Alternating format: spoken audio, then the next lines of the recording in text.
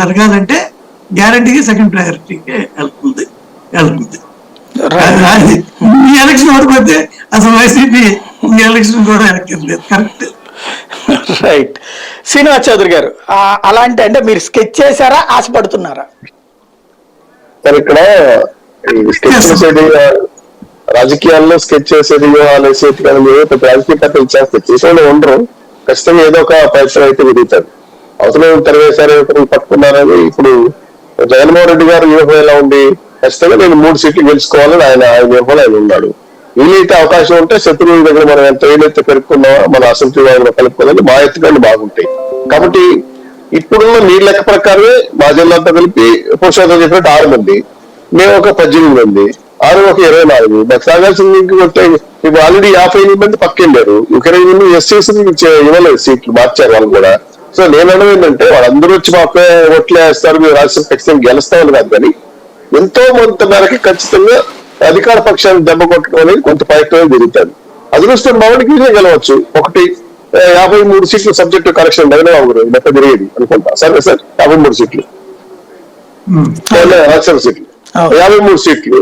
So దాంట్లో చిరంజీవి గారు కళాకారులు కోటలు వెళ్తారా లేదా ఏపీ కోటలు వెళ్తారా నాకు ఎందుకంటే తేలేదు కాబట్టి నేను చెప్పలేదు.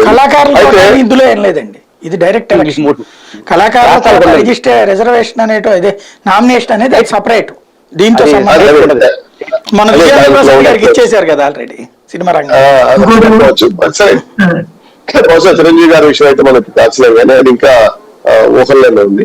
రాష్ట్రానికి వచ్చే 3 రాజ్యసభ సభ్యులు మాత్రం గతంలో ఇప్పుడున్న అంటే రాష్ట్రం చీలిపోయిన తర్వాత ఇప్పుడు వచ్చిన సంఖ్య ఇవన్నీ కొలమానంగా తీసుకున్నప్పుడు ఇంతకుముందు ఎంపీలు ఎన్నుకున్నాను కానీ ఇంతకుముందు రాజ్యసభ సభ్యులు కానీ గతంలో రిలయన్స్ వాళ్ళకి ఇచ్చిన పర్వీన్ తరై రాష్ట్రం నుంచి పరివర్తనకు అంతకుముందు నిర్మలా సీతారామన్ గారు కూడా మనమే ఆంధ్ర రాష్ట్రం నుంచి ఇచ్చారంటూ గుర్తున్నారు.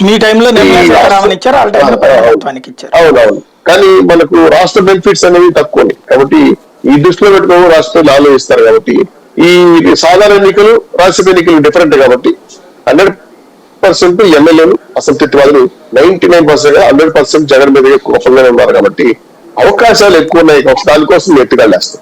ఆ ఎత్తుగల్లో సక్సెస్ అవ్వచ్చు, ఖచ్చితంగా సక్సెస్ కావాలని కోరుకుంటాం. అది దాంట్లో ఏ అనుమానం లేదు. ఢిల్లీకి వెళ్ళి వచ్చిన తర్వాత ఇంకా చాలా మార్పులు జరగబోతున్నాయి. బహుశా మళ్ళీ పవన్ కళ్యాణ్ గారు ఢిల్లీకి వెళ్తున్నారు. ఇవన్నీ జరిగినప్పుడు ఫిబ్రవరిలో అనూహ్యమైన మార్పులతో 100% మేము రాజ్యసభను కొట్టాలని ఉద్దేశం జరగబోతున్నాం. కొడతామని ఆశ కూడా బాబు. రైట్. శేఖర్ రెడ్డి గారు, సార్ ఆశపడమనండి సార్, అత్యాశ మాత్రం పడద్దు. ఇక్కడ మన పురుషోత్తం అన్న చెప్పినట్టు సెకండ్ ప్రయారిటీ ఓట్స్ కూడా మా వైస్